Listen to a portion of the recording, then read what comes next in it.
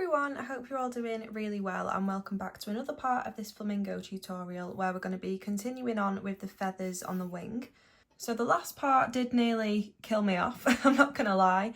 It was very, I feel like it was just really difficult to kind of teach because there was a lot going on, so I was concentrating so much that it was quite, it was quite difficult. So if you did struggle with that section, then don't worry because you definitely won't be the only one, and I definitely found it a challenge. So I feel like this is actually probably one of the most complex and advanced tutorials that I've probably ever filmed in the past sort of 3 years. So if you're sticking with me, then amazing, because it's not been an easy one, this one, but it has been a really nice opportunity to keep using all these gorgeous colours. So this is going to be part 6, and I think I'm going to work on the bottom, like lower left hand side of the wing. We've got a little bit of a gap sort of right down here, which is where that blue background is. So I'm just going to leave that as it is for now. And if we do decide to end up doing a bit of a background more towards the end, then we can do. But I'm just going to still focus on just building up this wing for the next few parts. So I think I'm going to draw mainly up to sort of here. So like this section here, which kind of doesn't look that much, but it is when you get going with it because it is quite large scale. So just repeating basically all the same pan pastel colours, all the same coloured pencil colours that we used in the previous part. They're all going to be pretty much the same. However, there's going to be a lot less blue. I don't think there's going to be any blue, to be honest, at all.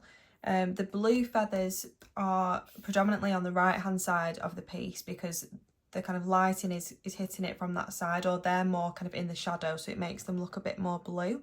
Whereas on the left, they're very much pink and like corally coloured with those oranges in there as well. So I don't think we'll be using much blue, and we'll just be sticking with the pinks. So what I'm going to do first is just go in with a rubber and erase some of these initial outlines, so we definitely can't see them underneath our drawing, just to make them a bit more faint.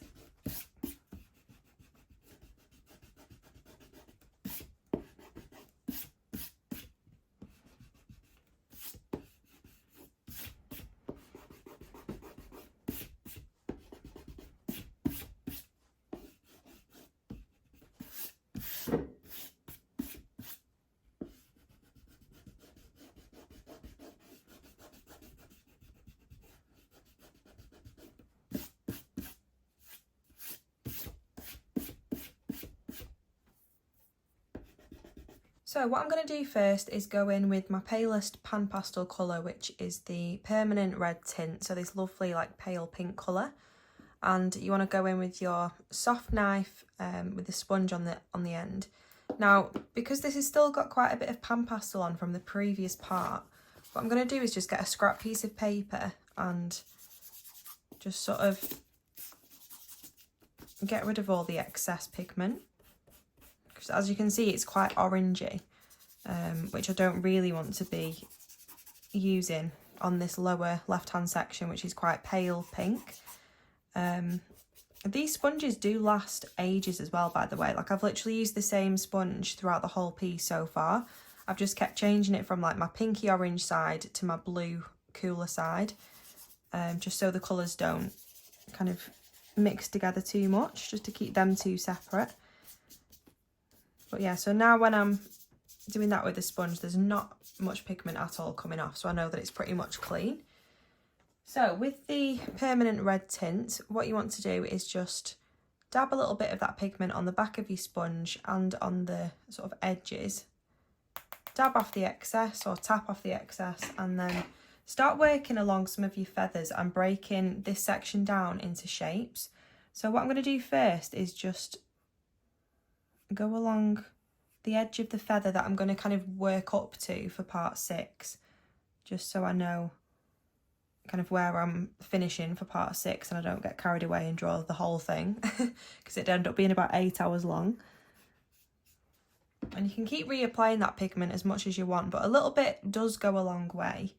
You almost want to apply that pigment where the colour is most saturated, and then spread it around from there. But by, applying it along the edges as well, you can be a bit more precise with where you're putting it, especially when you're working towards some of these edges of the feathers.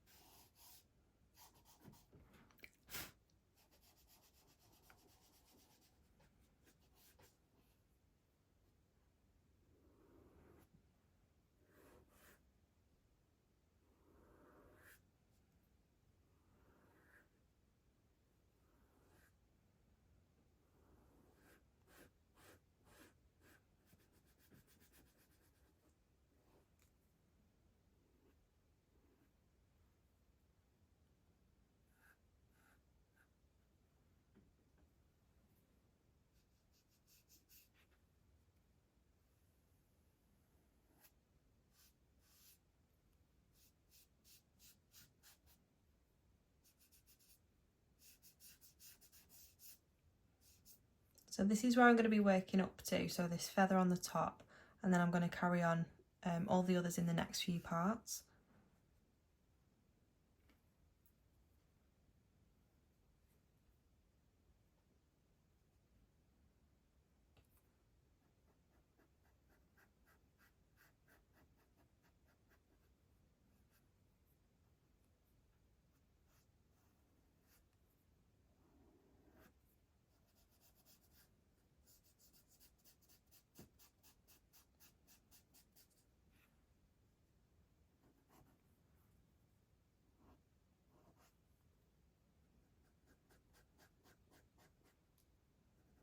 I feel like this is definitely the most, not challenging step, but I think the first few initial layers when you're sort of mapping everything out, blocking that colour in and breaking all those feathers down into shape, sort of visualising where everything is, it is quite challenging because you do have to concentrate quite a lot.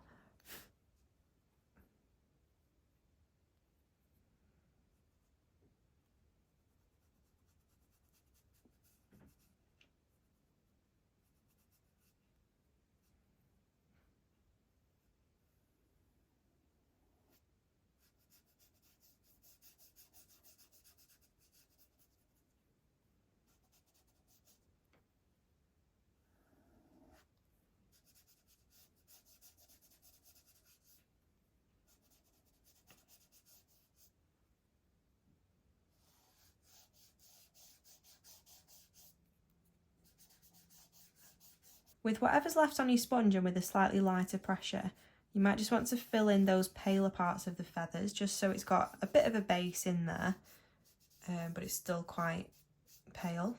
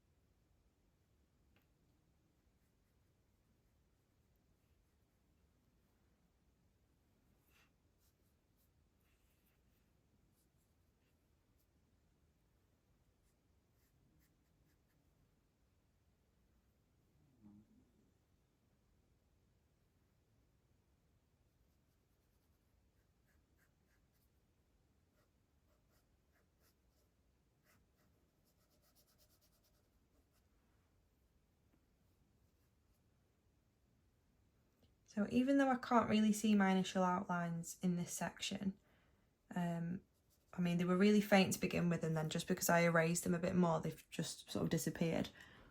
But that's fine, because once you've kind of mapped out your main shape, so I've got this arch here, which is kind of like a different layer to the wing, I can use that as a guide for the positioning of all these other feathers.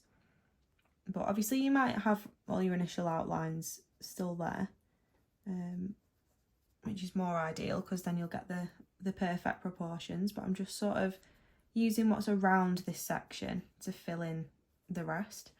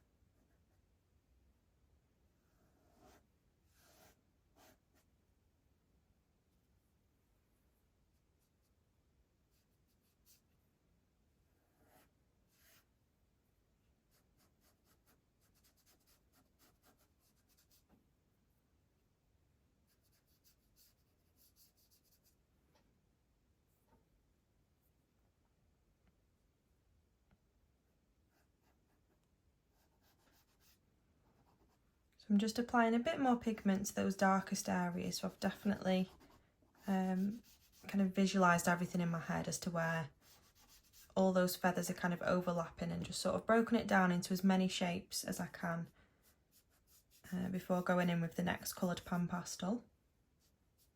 So I'm going to leave that there, I think, with the permanent red tint. It's not, you know, the perfect pink colour to use for getting that kind of corally colour that we'll end up with, but just as a base it is quite a good colour to start off with. And pan pastels being so sort of transparent and such a thin layer, they do blend really easily with whatever you put on top, and you can mix them together as well. You can sort of mix colours together, put a little bit on like a, you know, a scrap piece of paper, mix it around and get another bit and mix it into that to kind of create your own colours as well, which I haven't really done so far. I've just sort of mixed them around on my paper. But yeah, I'm going to leave that there, I think, with the permanent red tint. Next up, I'm going to go in with the pearlescent red, which is slightly darker, a bit more pinky toned, and using the same side of my soft knife, just again dab that pan pastel on the back, tap off the excess, and you want to start applying this where those feathers are the darkest. So we're just kind of gradually building up colour and contrast.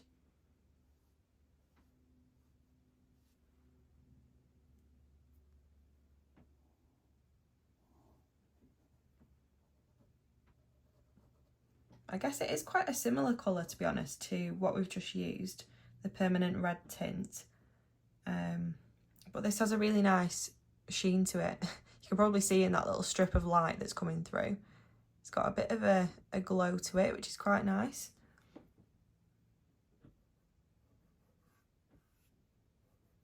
but it doesn't actually look like sparkly or anything when you put it on your paper. It just looks normal.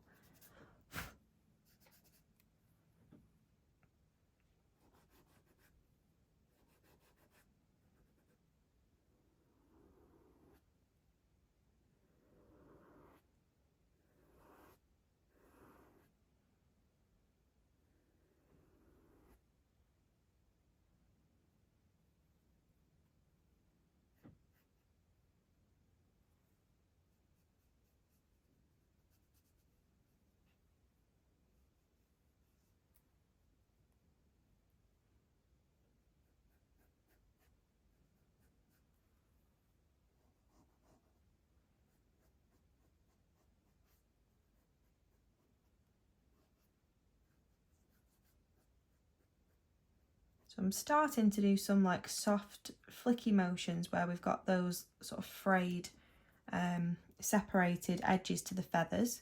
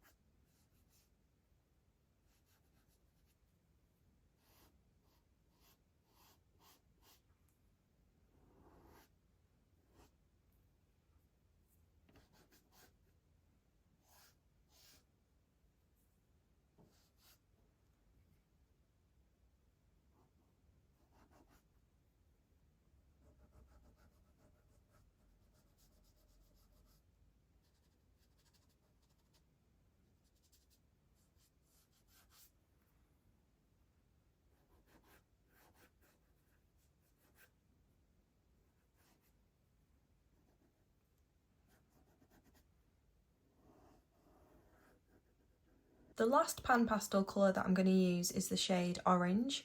As there's not many lilacs or blues, I'm going to probably leave those two other pan pastels that I've used in previous parts and just stick with these three. So the orange is the last one I'm going to use, and I'm going to use it on the same side of my sponge. Again, dabbing that on the back and tapping off any excess.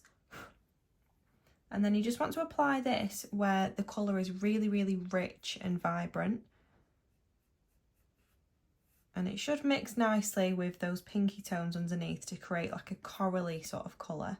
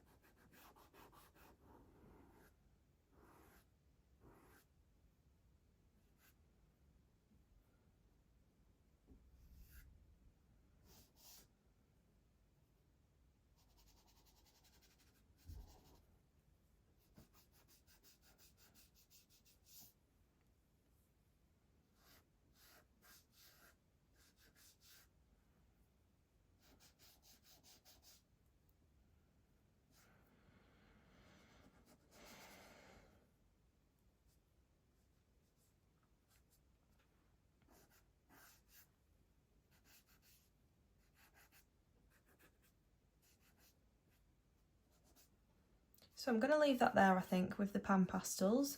That's just added a really nice, like, pinky, orangey, soft, subtle first sort of base layer where we've mapped out where all those, like, feathers and shapes and shadowy areas are. So we've got more of an idea now. So I'm going to leave that there with the shade orange. So to sort of lock that pan pastel in the paper and make sure it doesn't move, I'm going to use the pink white luminance pencil over the top, which should sort of trap it in between the paper and the pencil. So there's no need for like fixative or anything like that. I'm going to start by working into the palest parts of the feathers. And you just want to use like a light to medium pressure and just build this colour into the palest areas of the feathers, as well as sort of over the top of what we've added already as well.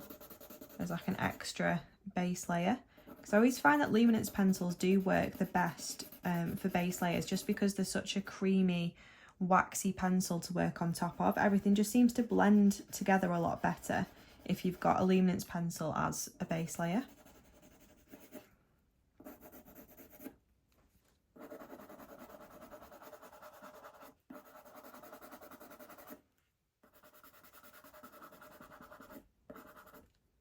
So I am trying to also shade in the same direction that the feathers are going in. But again, I'm also just doing like small circular motions as well to get that kind of even coverage throughout.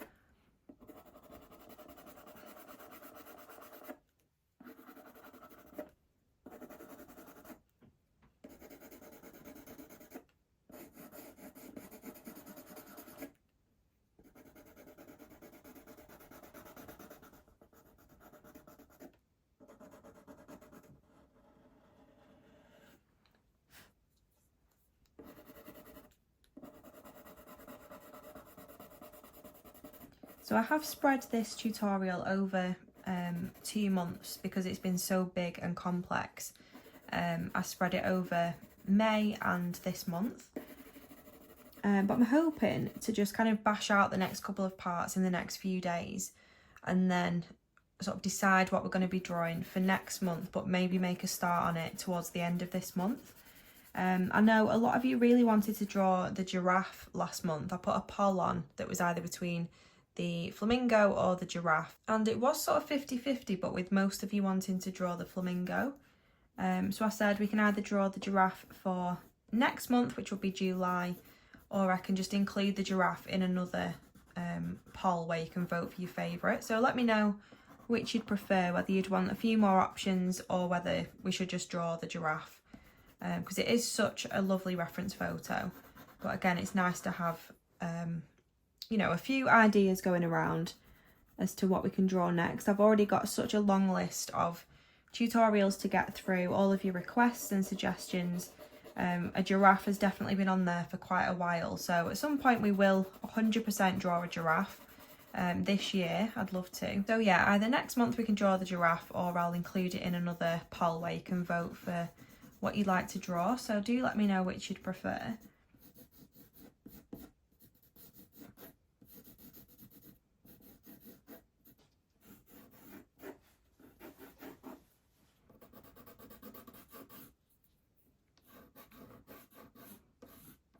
So I'm going down all the quills in the middle of each of the feathers because that's quite pale, and then just working that into the edges of the feathers as well.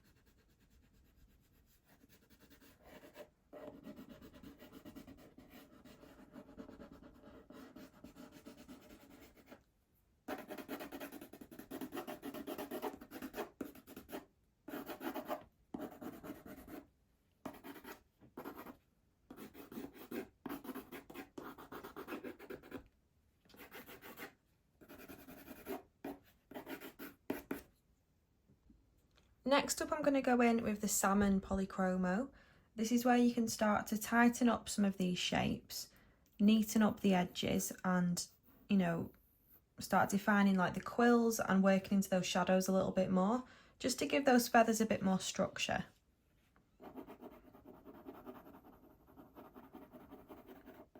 I'm starting off with a fairly light pressure and then just kind of building on that a little bit.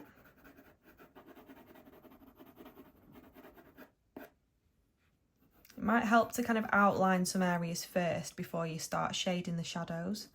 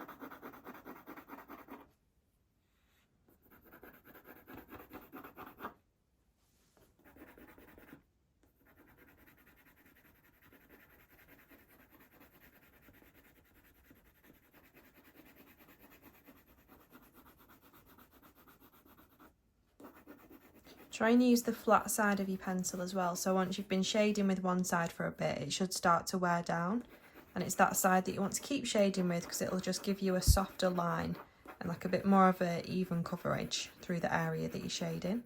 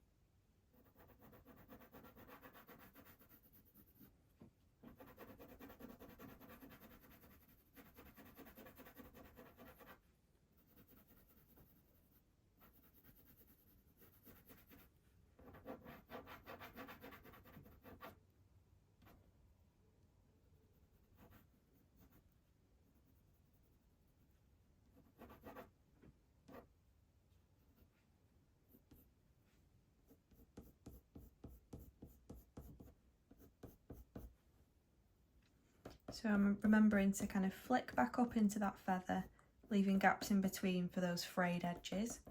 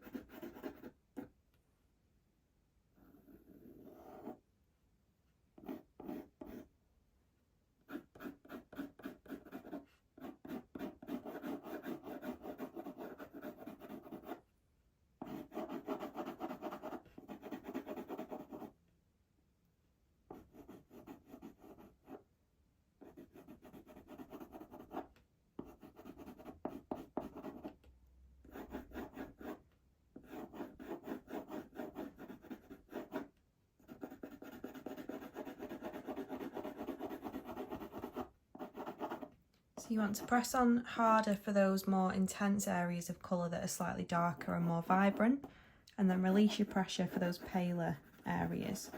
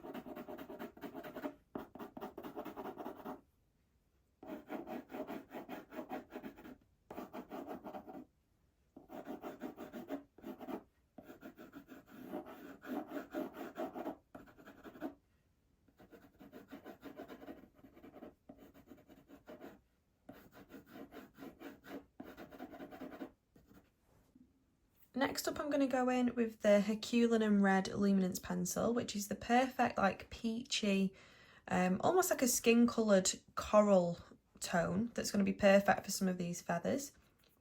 So again, you just want to apply it in the same sort of area, so start off with those more shadowy parts of the feathers and then bring that colour into the paler parts gradually.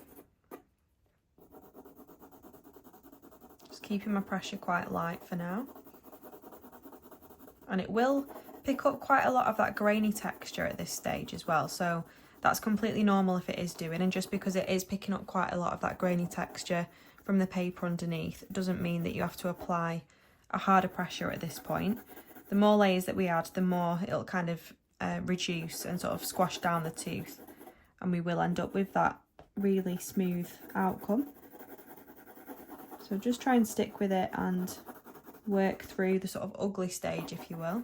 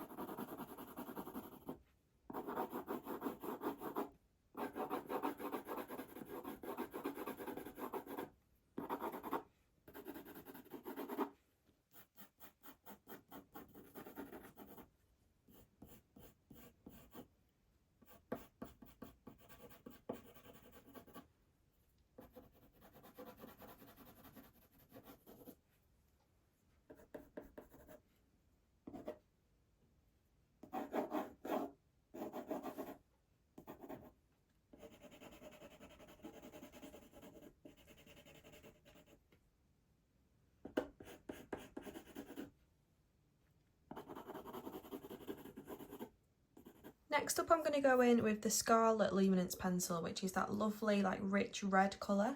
So you want to use this to really intensify those shadowy areas and add even more vibrancy to areas of the feathers. So I'm literally just adding this where the feathers look most sort of red and really rich and orangey. And keep your pressure quite light and build that up gradually.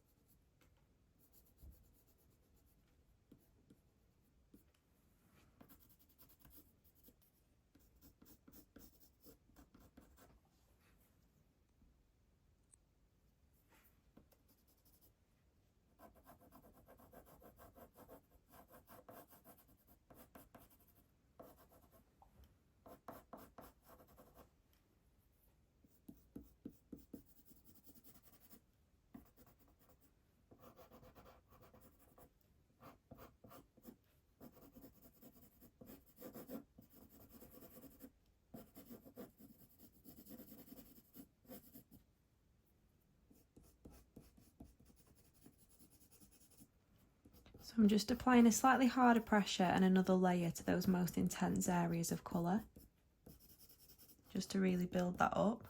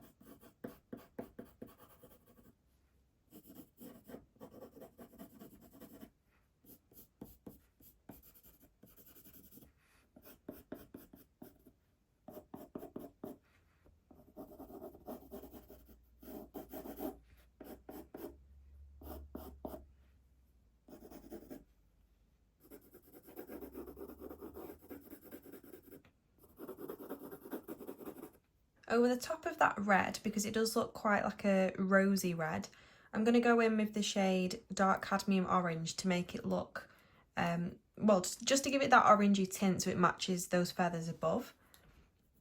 And this should also help to start, you know, reducing some of that grainy texture that it's picked up from the paper.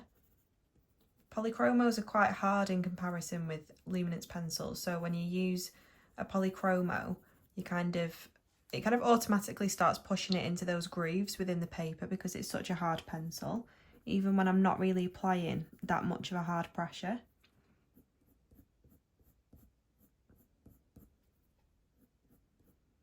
Remember to keep flicking into some of these feathers to create those sort of frayed, separated edges.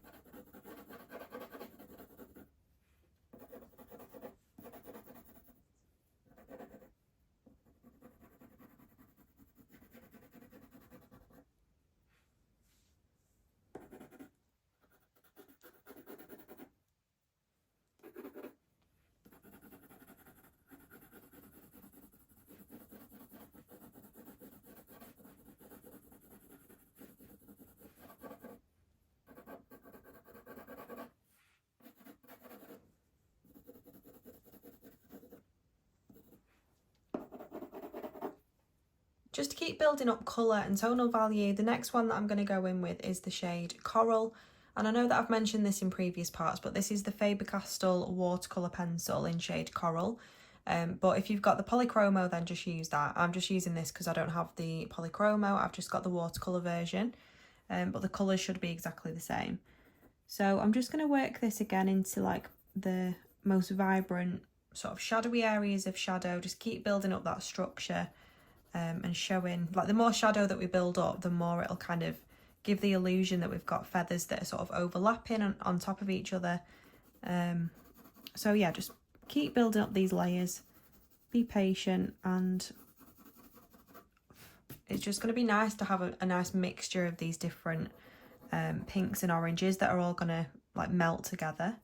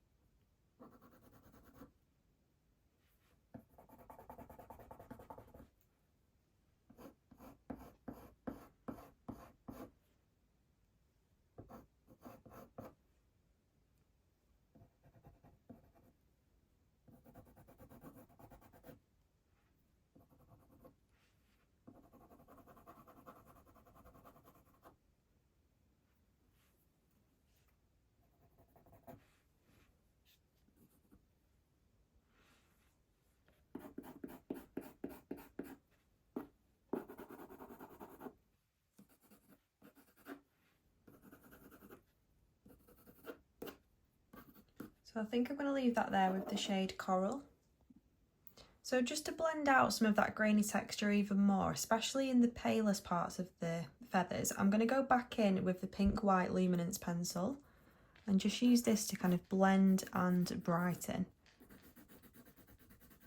And you can use this with a much harder pressure than we did before to really kind of smudge those colours together and push that pigment into the little grooves of the paper to begin to squash down the tooth even more. It will kind of desaturate some of those colours in some areas as well, but I think it's important to get that really smooth finish, and then we can kind of add a few more layers of those really rich colours to keep those feathers looking vibrant.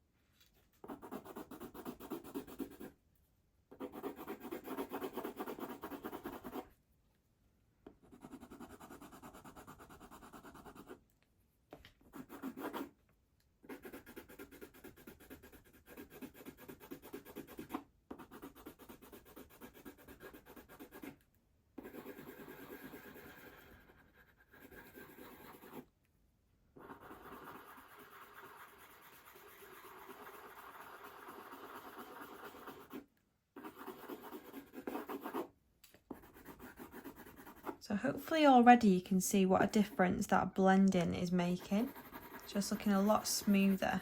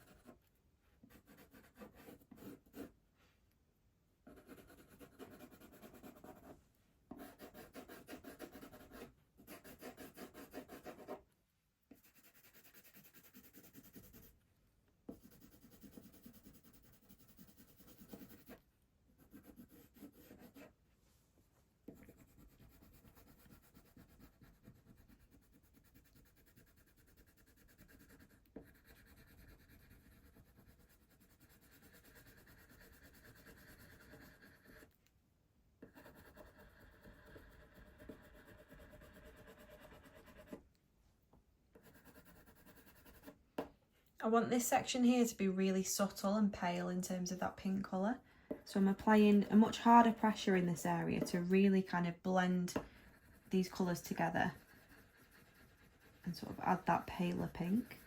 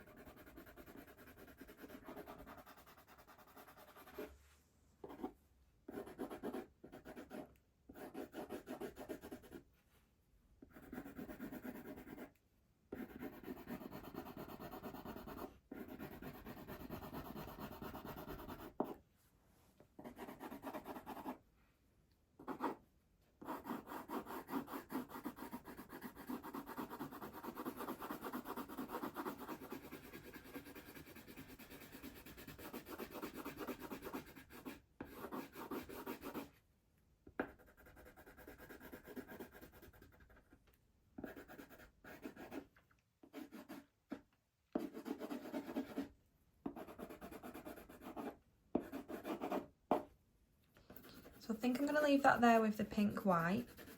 You can see how much of a difference that's made to all of those feathers really. We've just completely pretty much blended out all of that grainy texture, especially in the lighter areas of the feathers. Just really kind of moved and merged those colours together, so everything's kind of looking a lot softer now, if you will. So now we just want to start building up more of that colour, just kind of go over the top of where we've desaturated some areas with some of those richer colours that we've been using already, just to make sure they're kind of at the top of the surface and, you know, everything's still looking really vibrant. And then we just want to fill in more of those details, you know, neaten up some of these edges and intensify some of these shadowy areas to add more depth and structure to the feathers. So I'm going to go back in with the dark cadmium orange and again just go over those orangey, really vibrant areas.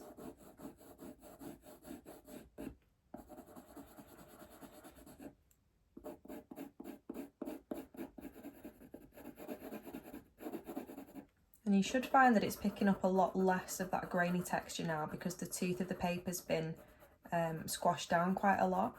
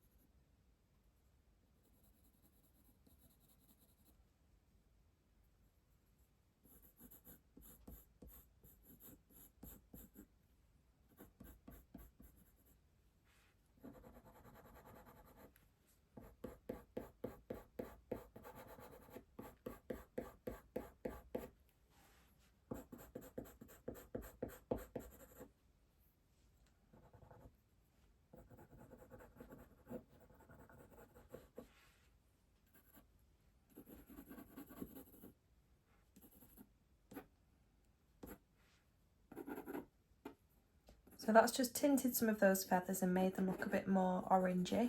We've brought that really vibrant, rich orange back up to the surface of all of our layers.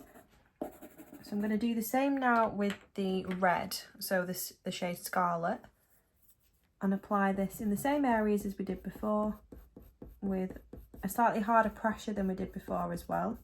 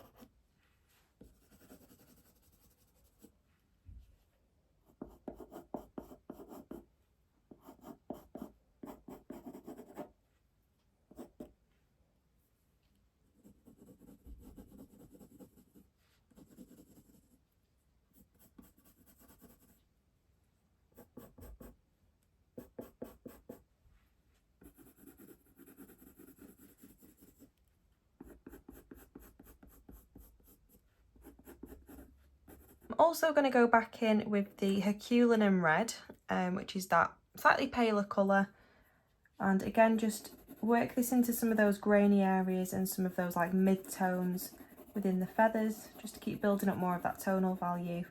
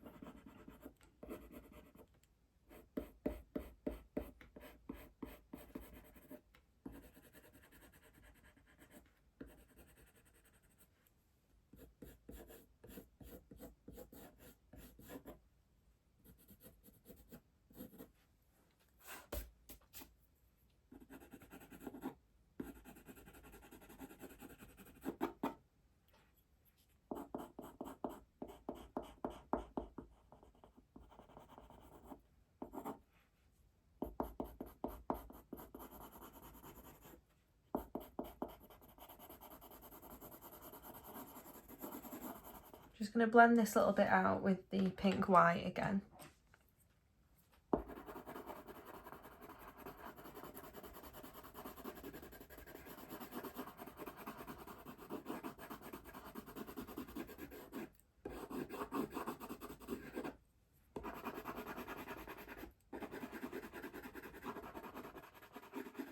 I'm also going to go back in with the shade Salmon and just sort of finish off everything really. Just make sure everything's really blended, make sure all those feathers are really defined, and then we can start just adding those final little touches and pulling out those highlights and details right at the end. So we are pretty much there with it now.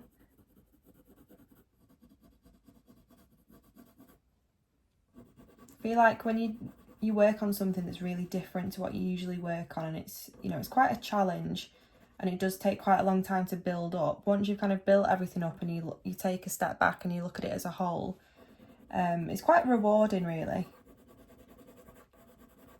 I think this has probably been the hardest tutorial that I've ever had to film.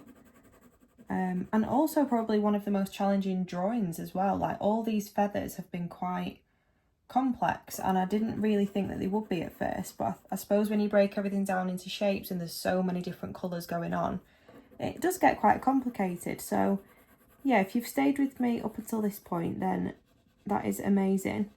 I'd love to see your progress so far.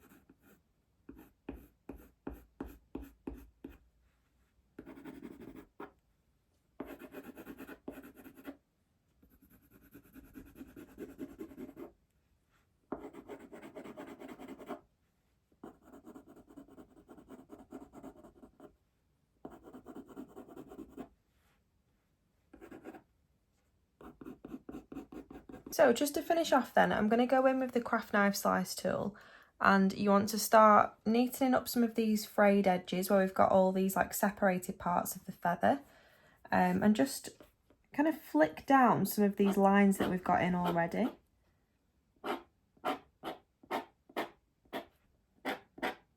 Just so they look like feathery and wispy towards those edges.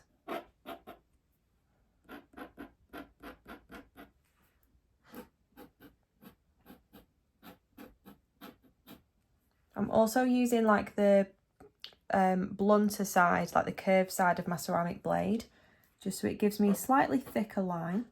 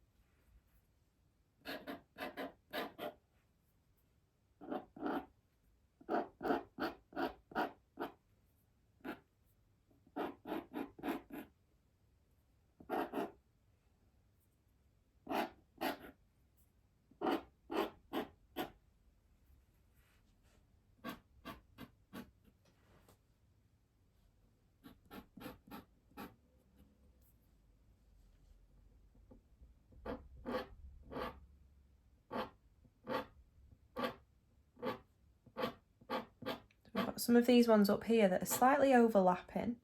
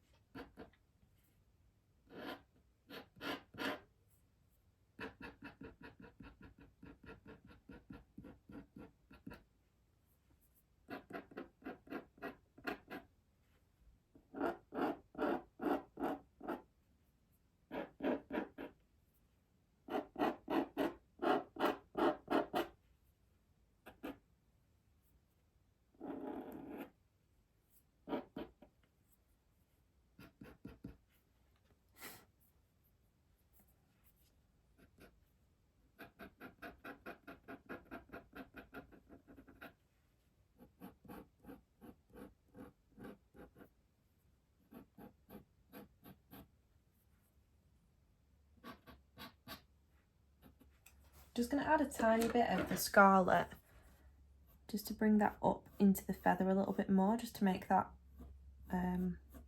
line just a little bit closer to the quill.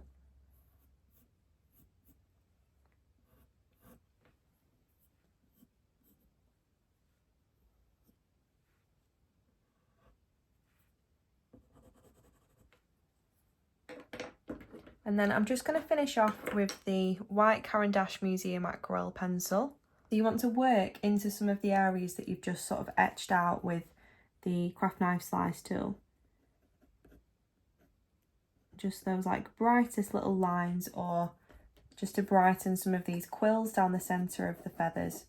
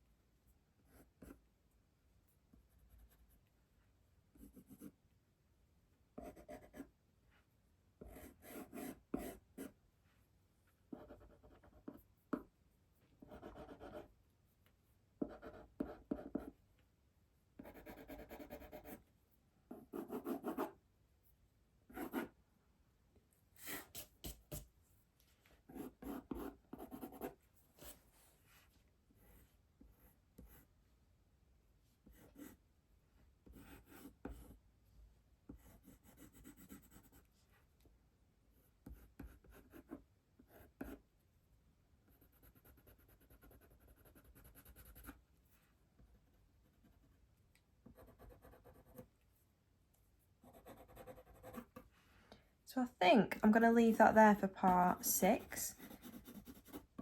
So you can see how, you know, it is quite a long process, but it does gradually start getting more and more realistic. And it just kind of finishes it off using the craft knife slice tool and the white Caran d'Ache Museum aquarelle, just to sort of neaten up those edges and pull out those final highlights and details. So I hope you've enjoyed part 6. Hopefully that was a little bit more straightforward than the previous part, where we had loads of feathers going on that were very sort of tiered and layered and like close together. These were slightly more spread out, so it's still quite complicated breaking them down into shapes, and sort of figuring out where those lighter and darker areas are and building up that colour. But yeah, I feel like it has been a little bit easier than the previous part. So I hope you've enjoyed it, and as usual I've left the materials list, the line drawing and the reference photo in the video description below.